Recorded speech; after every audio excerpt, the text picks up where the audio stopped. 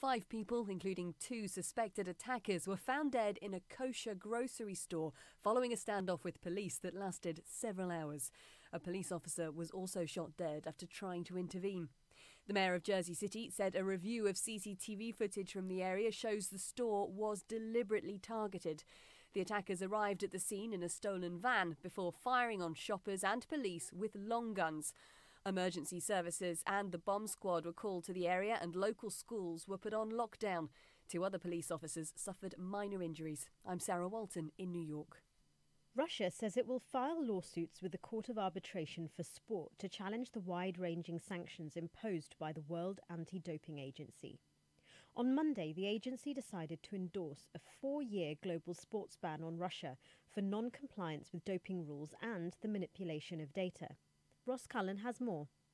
The World Anti-Doping Agency's decision to strip Russia of the right to compete under the Russian flag in next year's Olympics in Tokyo and other world tournaments over the next 4 years was not a major surprise to Moscow, but it's still spoken out combatively, with the Speaker of the Upper House, the latest politician, to condemn the ruling. Valentina Matvienko said, "We cannot accept this decision. We must fight our corner in court and prove our case." She added that sports must be clear of doping and of politics. Meanwhile, the Russian boxing team has become the first to announce its abstention from next year's Olympics over the WADA ruling, saying it's unwilling to compete in the Olympics without the Russian flag. Ross Cullen, Moscow. Greta Thunberg has become this year's Time magazine's Person of the Year. The magazine has held this tradition ever since the 1920s, but it's the first time they've crowned a teenager, making the 16-year-old Swedish climate change activist the youngest person ever to be named. Gillian Wolfe reports. Thunberg has become a force to be reckoned with. Her signature no-nonsense style of speaking out against climate change has made her a symbol for youth across the world. To reduce her carbon footprint, the young activist sailed on a zero-emission boat to the U.S. in August to speak at the United Nations Climate Action Summit in New York. It's there where she scorned world leaders on their inaction. Her stern words, "How dare you," reverberating around the world. Her actions also putting her in the running for this year's Nobel Peace Prize, making her one of the youngest people ever to be nominated for that as well.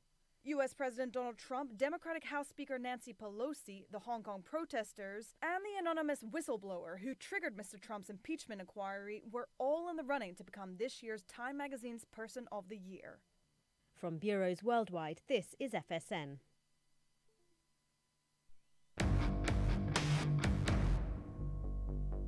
This is a test of the emergency podcast system. Activated by contract termination. Rumors of our demise are greatly exaggerated. Welcome to Stacy on the Right with your host, Stacy Washington. She's blessed to be a Bible-reading, gun-toting, Air Force veteran, wife and mom, righteously American.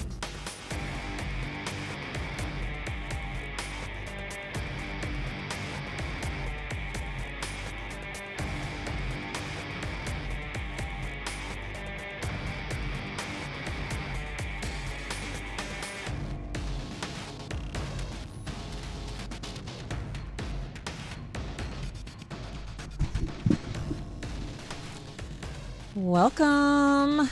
Hey, welcome to the program today.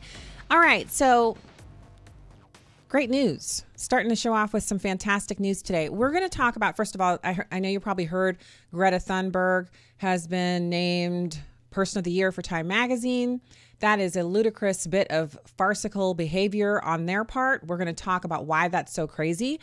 We are also going to be here discussing the climate change fears of this young woman, that they're baseless, based on empirical evidence. So we're going to dive into that. And you're going to be able to find that story over at stacyontheright.com.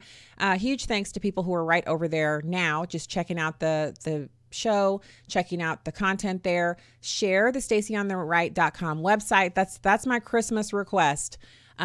Share it, share the show. And also check out our Patreon account. If you want to support us there, we'd be really happy with that.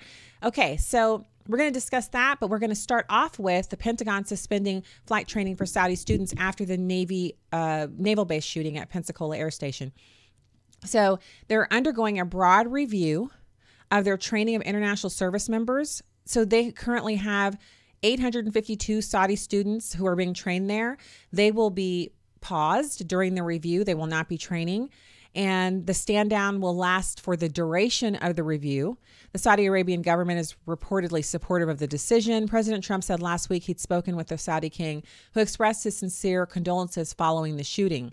So one of the things that I'm really excited about with this story is that it's action on the part of President Trump and the Pentagon to basically acknowledge that there's a problem with the flight training program. And instead of just continuing to sweep it under the rug or act as if it's not real, they're going to take the extraordinary measure of pausing the training. This is what they should do. This is not, they say it's an extraordinary measure, but is it? If you have people that you're training how to fly killing you, do you say, well, it would be a little too extreme to pause their training, maybe we should just let them keep going? Or do you say, you know what, this looks bad, let's go ahead and do something about this? So that's what they're doing. And I got to tell you, they're right. They're utterly correct. I'm excited about it. I'm glad they're doing it. I can't wait to see what their investigation turns up.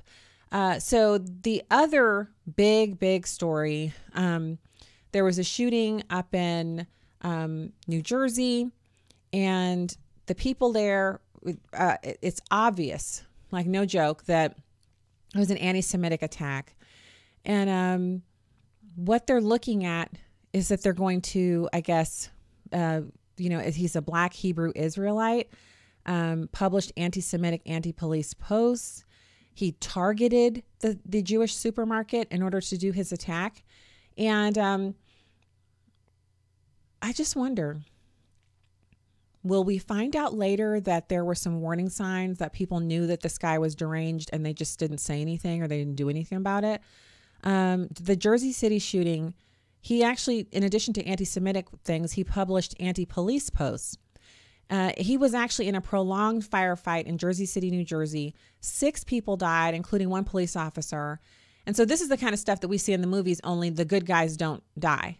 Well, the reality is when the police get in a shootout, it is dangerous and it could end up with our officers losing their lives. So they also found, the investigators, a manifesto-style note inside of his van, the shooter's van. The law enforcement official and another official familiar with the case are reporting this information. The document was brief but rambling, suggested no clear motive. They also found a live pipe bomb inside the vehicle. And there's other attackers who were killed in the firefight. None of the 3 victims inside the store have been publicly named, but multiple people connected to the Jewish community in Jersey City have identified 2 of them as the market owner and his wife. And they were 33 years old and 24 years old. Surveillance footage shows the market was actually targeted. They were looking for a kosher supermarket. They wanted to kill Jewish people. They stopped in front of the door there, calmly opened it, and they had 2 long rifles with them. And after one of the attackers left the van, they walked past others on the street and aimed at people inside the kosher market. So they weren't just looking for any random person to shoot. They wanted to shoot Jewish people in the kosher market. It didn't begin with the gunfire between the police officers and perpetrators and then move into the store. It actually started inside the store where the perpetrators were trying to gun down Jewish people. So they actually shot, and so the 2 assailants are a man and a woman, and they were in a U-Haul van in a cemetery near the kosher market because the van had been linked to a homicide over the weekend. And video surveillance footage shows the assailant shooting the detective and then driving away, ending up in front of the kosher market where they park and enter the store with the guns blazing. And then for much of at least the next hour, residents nearby and blocks away could hear rapid bursts of gunfire coming from the area around the market. And the 2 people who were killed were members of the Hasidic community there. So it's a very sad story. We'll find out lots more about the assailants, and of course they're now combing their social media posts and all of that, and we'll see what's what.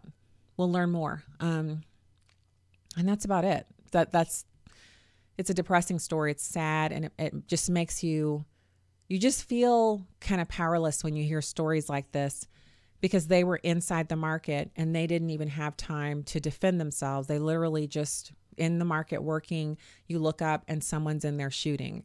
And it just makes you wonder of course, the human heart, wicked, depraved. So it's just so sad. 2 young people snuffed out like that when they were so young. So anyway, we're going to move on from there. And now I know that how can I say this nicely? There's a lot of people are triggered because the president was at a rally last night and he was in rare form. Now I have to show something. Actually, I don't have it in here. I won't be able to show it to you this show. I bought a card and it's a President Trump and Melania Trump Christmas card. And it plays a recording of the president at one of his rally speeches talking about how we say Christmas and we worship God. And it's fantastic. I'll have to let you hear the audio of that in another show. Since we're not doing commercials anymore, I can't just jump up and run and go get it. So now let's move on to the different items we have going on. And I told you already about the Firehouse Strategies, the quarterly battleground polling series that they do in Michigan, Pennsylvania, and Wisconsin. I told you about that. And I told you a little bit about how the president, he's really just moving forward. Like that's why they refuse to participate in the impeachment hearings, because the president is moving forward with his agenda and what he has to do for us. He's not going to waste time participating in the impeachment debacle, not until it moves to the Senate. So the senators who are actually making all of this happen, who really, and when I say making it happen, when the impeachment inquiry moves over to the Senate, there will be 7 senators who will kind of hold the fate of the president in their hand. And those 7 senators, I'm going to give them to you here right now. It's just so ridiculous that we even have to do this. But the 7 U.S. senators are 4 Republicans and 3 Democrats, and they could dramatically affect the outcome of the 45th president's term in office. Specifically, the senators would affect the outcome not merely by their numbers, even though the president has a significant advantage in that regard. They could affect it because of the momentum they could create with other senators depending on the way that they vote. So it's 4 Republicans and 3 Democrats. And all of the lawmakers except Senator Susan Collins from Maine. And she's the only one who comes from a state that didn't go for Trump. The rest of the senators are from states that voted for President Trump in 2016. So they really have, they have actual currency on the line. If they go against the president on impeachment, they could see a backlash at the polls when they're up for re-election. So, what the current wisdom is that you would actually have to see them like basically smarting from something that the president said or did to them, or having like a raw nerve of some sort against something that's happened in order for them to actually vote against him. And the 4 Republicans in question are Senator Mitt Romney, who is a sore loser and an all-around horrible senator, Susan Collins, Lisa Murkowski, and Ben Sasse.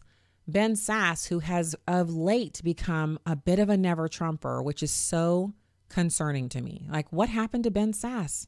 Do you guys remember when he was just like all the best clips, all the best stuff? And then it's like someone injected him with some anti-Trump venom, and he's just been never the same. Now, the 3 Democrats are Joe Manchin, he's from West Virginia, John Tester, Montana, Democrat, and Kristen Sinema, Democrat from Arizona. So the smart money on the way they may vote for President Trump or during the impeachment hearing in the Senate is Mitt Romney may very possibly be the GOP vote for Trump's conviction. I mean, everyone knows they don't like each other. Not a shocker. Also, there's a certain smugness and arrogant nature of Mitt Romney that kind of, you think to yourself, why would he vote against the president? Why would he vote against his own party? Well, because he wants to be president himself, and he doesn't see it as being out of the pale. He actually thinks, now I know you're probably you might be sipping your coffee right now and you're thinking, don't say it, because you don't want to snort your coffee out through your nose, but I'm going to say it. Mitt Romney thinks that he will be the president. He could run and be the nominee. That's what he thinks. He doesn't think that we remember what he was like the last time. The gaffes, the inability to capitalize on a win. He won the first debate with Obama, and instead of going in for the kill, he backpedaled and eased off the gas and let Obama basically recharge and re-energize himself and come back from that. And then the next two debates were just bloodbaths with Mitt Romney up there in his sweater vest just doing nothing. And then those of us who voted for him, what did we get back? Transactional voting, right? We got nothing. We got 4 more years of Obama. That's what we got. So he wants to try to revive his presidential aspirations. If he votes against the president for a conviction of the president, he's actually going to pick up a primary challenge. You know what I actually think? I'll go ahead and share. I believe Mitt Romney already has a primary challenger waiting in the wings because people are not satisfied with the way he's been acting. He acts like he doesn't know he's a Republican anymore. Now, Susan Collins is a fence sitter. She is likely to vote for Trump's acquittal if her Brett Kavanaugh vote is any indication, but the Democrats will target her, corner her in hallways, try to bully her into voting for conviction. Liberal Maine wouldn't make her pay too much of a price if she did vote for Trump's conviction, but she knows how to stand up to leftist pressure. And odds are she really will stay with the GOP on this because she goes by what the law says. And so far, the Democrats have been unable to show that the president has committed high crimes and misdemeanors. And so for Susan Collins, when she consults with what does the law say and what have they presented against him, she's going to find it wanting and she's not going to vote for it. If she follows her reasoning with the Kavanaugh vote, which she did the exact same thing, she weighed everything, then wrote down all of her thoughts in a very clear and cogent manner and presented a very non-emotional, logical presentation of this is why I'm doing what I'm doing. Now, Lisa Murkowski, on the other hand, is the one that we saw getting cornered by Dianne Feinstein. She's short. She's pushed around easily. She could flip. She's been very quiet. It could be a sign, her quietness could be a sign that she's preparing a defense to vote against him. Alaska might not take kindly to this, though. She would surely get a primary fight if she votes yes on conviction. And then there's Ben Sasse, which I have to say, it's been disappointing. It really has. He could go either way. It wouldn't be a surprise to see him vote against the president. He actually calls himself and says very much, he touts his own legal and constitutional scholarship. He's been critical of the president publicly in the media over several issues. He would rationalize the vote for conviction strictly on arcane legal reasoning. Nebraska would rebel, and he would probably be unseated over the vote, but he would, kind of hold his chin up and say, I have my principles, which, maybe that's all he needs. Now, the 3 Democrats to watch, Joe Manchin will probably vote with the president because he votes with Trump more than some Republicans do. And West Virginia is one of the most, if not the most, pro-Trump state in the entire country. And then John Tester is hard to figure. He's a relatively conservative Dem. Montana is a deep red state. He bucks the trend there by even being a Democrat, voted into office. He could buck the trend by voting differently in this case. So he really is that wild card. We don't know what he's going to do. Then there's Kyrsten Sinema. Now, she's a hardcore radical feminist. She's a lesbian. She has a lot of that progressive street cred under her belt. She's one of the younger newly elected members, and she fancies herself to be basically her own breed. She's her own calling card. So she's probably going to vote for President Trump's conviction. She can be politically quirky. She votes with the GOP just to show people you can't figure me out. You don't know what I think or what I believe. However, those votes are probably just ones that she throws in to mix it up because she wants to cover her right flank in Arizona, which is still mainly Republican. It will take 67 votes out of 100 in the Senate to remove Trump from office. And at present, the Trump train is pushing through. The votes aren't there. If these 7 votes were to solidly go one way or another, it could be a signal to the senator's fellow party members that you should follow our lead. The 7 of us are leaning this way, or the 7 of us are leaning that way. So we're leaning towards conviction, or we're leaning towards leaving him alone. So we got to keep a close eye on them. I actually feel like it's to me, it's depressing that we're even having this conversation, that we're wasting the taxpayers' time on this. But that's what's happening. So the question is, do we say, oh, well, let's go with the flow? No. Let us continue as Americans to pray for the president, not just for his health and well-being and for Melania and Barron and all the other Trumps, so many wonderful Trumps, but for his leadership, for his peace of mind, for his health, and for him to be able to serve out the remainder of his first term in office. In addition to that, for his chance of being reelected not to be damaged by this, because he deserves an opportunity to run for office fairly and freely, just as the Democrat candidates are doing. It's no one's fault that they're not good at it. That's not a reason to impeach Donald Trump, because they're not good at what they do. All right. So in other news, Nancy Pelosi has been out talking more trash, and she said that the impeachment has actually, here's the quote. Impeachment has been going on for, quote, 2.5 years, actually. These people, they don't actually feel the compunction not to tell us the truth, which is that they're just out to unseat him because he beat Hillary. So putting a pin in that for a second. Have you been going back and forth with people who are telling you that it's going to be someone else, that some other person is going to come in and swoop in and save the Democrats and be the nominee?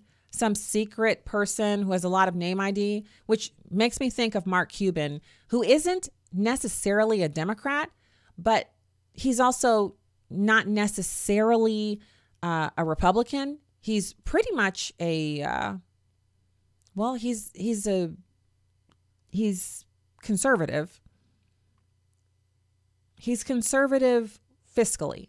I was kind of tripping over that because I want to make sure that I'm not mischaracterizing him. He's socially liberal, fiscally conservative, which means he's a moderate. So if we believe in the whole moderate thing, but that means he could theoretically, if the Democrats are really looking for somebody who could speak coherently, has a lot of name ID, which Mark Cuban does. He's on television all the time, and not just CNBC and Fox News. He's on regular television all the time. It seems to me like he could probably get some traction on the Democratic side, but would other Americans trust him? And would Americans in the middle who are maybe they were Trump voters last time, or they planned on being Trump voters this time because of the antics of the Democrats, would they say, oh, well, wait a minute, this is a new face, maybe he'll rein the Democrats in, and vote for him? He's a business guy, not a politician, unconventional background for entering into politics. What would Americans say to that? I know I wouldn't want to vote for him because my issue is pro-life, and it should be for every Christian. If it's not your top issue, it should be one of your top 3 issues. And if Mark Cuban is socially liberal and is pro, quote, choice, end quote, then that would still rule him out, would it not? So we'll see. Pelosi went on to say, I think we're not moving with speed. Was it 2.5 years ago they initiated the Mueller investigation? It's not about speed. It's about urgency. One of the charges against the president of the United States, saying he was violating the oath of office by asking for government to interfere in our election, undermining the integrity of our elections. If we did not hold him accountable, he would continue to undermine our elections. Nothing less is at stake than the central point of our democracy, of a free and fair election, not to be disrupted by foreign powers. What a load of, to borrow a word from Joe Biden, malarkey. Can you believe this? Just utter lunacy. Well, there it is. So that's her admitting that everything that they've done, even like the Mueller investigation and the Mueller report, which showed that he didn't interfere in the election, that he didn't do that. It doesn't matter that they have a report that says, don't worry, he didn't do it. What matters to them is that they impeach him regardless. That he just has to be impeached. He has to be removed from office. This is the punishment for beating Hillary Clinton. Very, very, very telling that she would admit that. All right, so last topic for today. We have kind of a light show because we have LifeZet TV tomorrow and then the live stream. So we have 2 programs that are going to be going on. And we talked about the Jersey City shooting. And so I said we were going to talk about Greta Thunberg and her 2019 Person of the Year garbage. So she's a 16-year-old climate activist, and she's been named Time's 2019 Person of the Year. They call it the power of youth, and she's standing on a beach looking 12. She doesn't even look 16. She's an angry little thing. And what's funny to me is that when people are talking about her being the Person of the Year, it seems like they would go in and research the things that she's talking about so they could either agree with her or disagree with her. So that's what we're going to do right here, right now. I have a bunch of really great information here from James D'Agresti, and he's talking about Greta's comments on the climate. So one of Greta's primary, she makes this statement everywhere she speaks, is that she's one of the lucky ones who's not already dying from global warming. And she claims that today's emissions levels, our remaining CO2 budget will be gone in less than 8.5 years. She thinks that if we exceed this so-called budget, we risk, quote, setting off irreversible chain reactions beyond human control, end quote. Now, why a 16-year-old would be our top expert on this is beyond me, but let's continue. She actually is not unusual in her beliefs for her age group. A lot of 16-year-olds and young people believe the same tripe, this dribble. Scott Rasmussen /HerricksX found that 51% of U.S. voters under the age of 35 believe it's somewhat likely or very likely that the earth will become uninhabitable and humanity will be wiped out in the next 10 to 15 years. Thunberg says her fears are justified by more than 30 years of crystal clear science, but as detailed below, it is simply not true. Exactly 30 years ago in 1989, climatologist Stephen Schneider, the creator of the journal Climatic Change and one of the founding members of the UN's Intergovernmental Panel on Climate Change, told Discover magazine that in order to reduce the risk of potentially disastrous climate change, we had to, quote, get some broad-based support to capture the public's imagination. That, of course, entails getting loads of media coverage, so we have to offer up scary scenarios, make simplified, dramatic statements, and make little mention of the doubts that we might have. This double ethical bind, which we frequently find ourselves in, cannot be solved by any formula. Each of us has to decide what the right balance is between being effective and being honest. I hope that means both. So he demonstrates a willingness to tell half-truths, compromise honesty for the sake of being effective, and basically dupe people who don't know much about what he's talking about. So he's a charlatan. This is 30 years ago he outlined this plan. Now look at where we are today.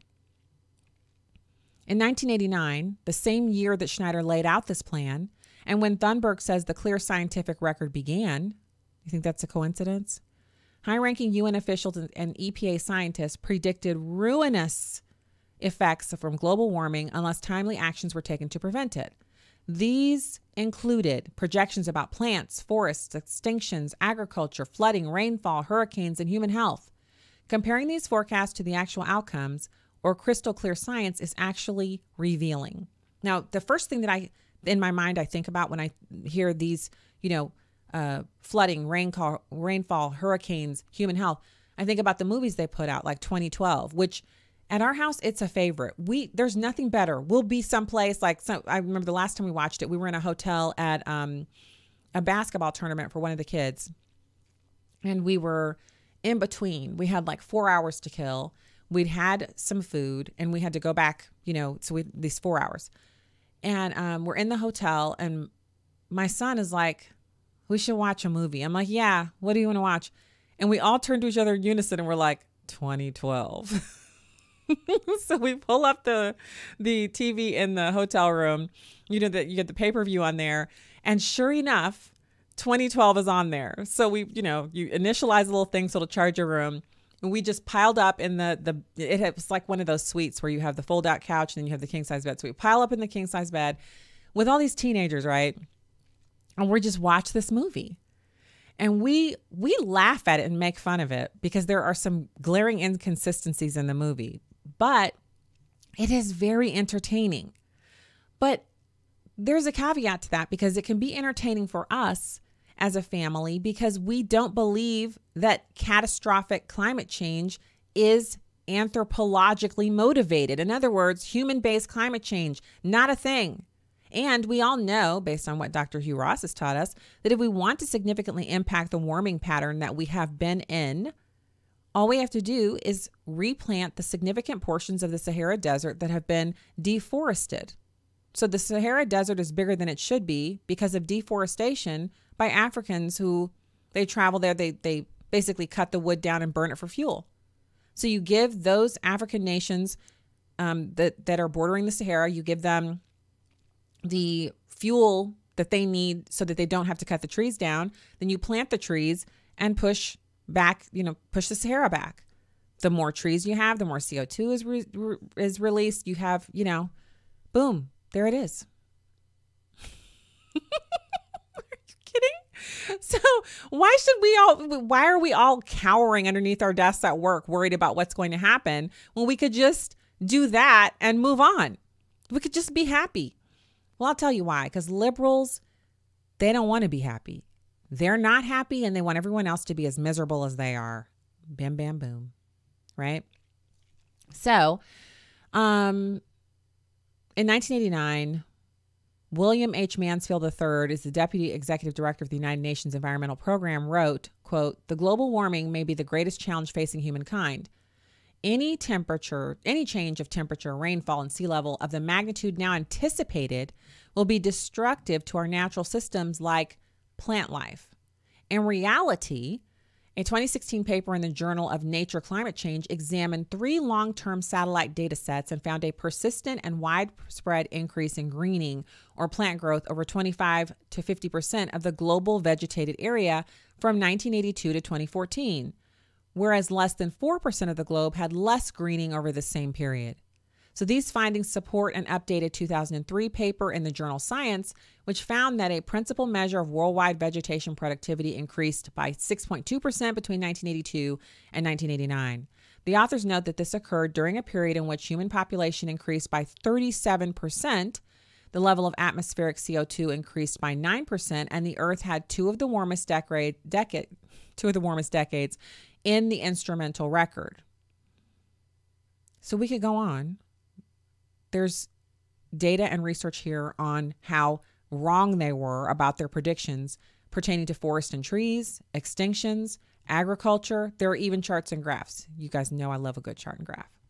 Flooding, rainfall, hurricanes. This is a comprehensive report I'm reading to you.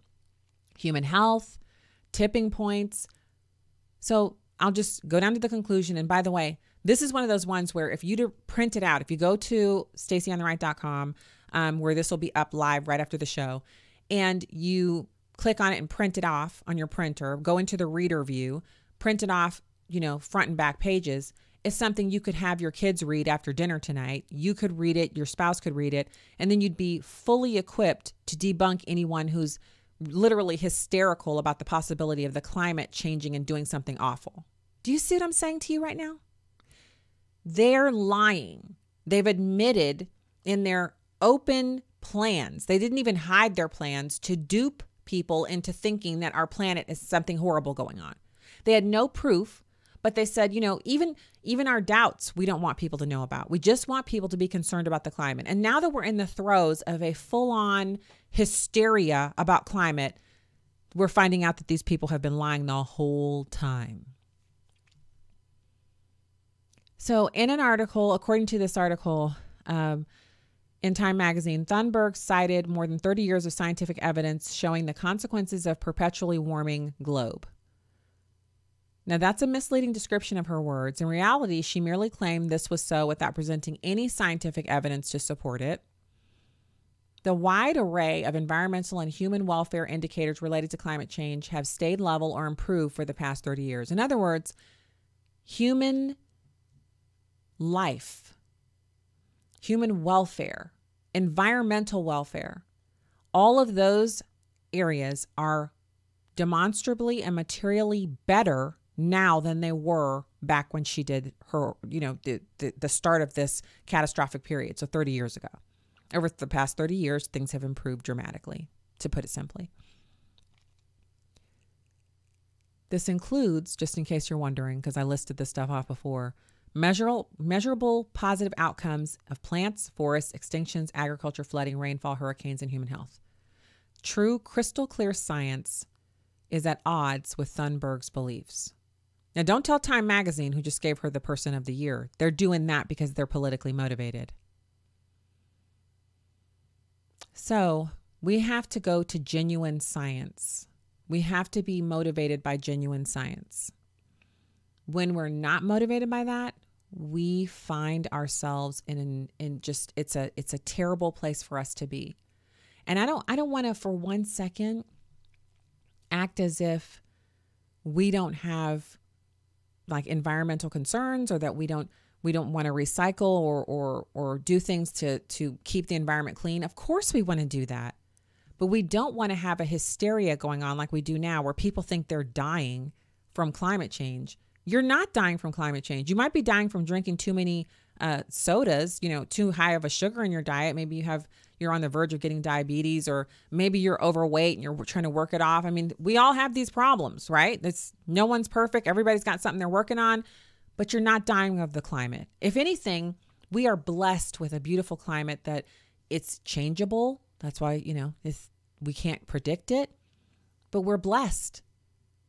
And the other part about the climate that is honestly so wonderful is that as we have developed humanity technologically, we are less impacted by the negative aspects of the climate. So yes, hurricanes are still horrible. Tornadoes still devastating and bad. But we have early warning systems for both of those so that we can get out of the way of the harm. And we have insurance that we can utilize to repair damages done by these things.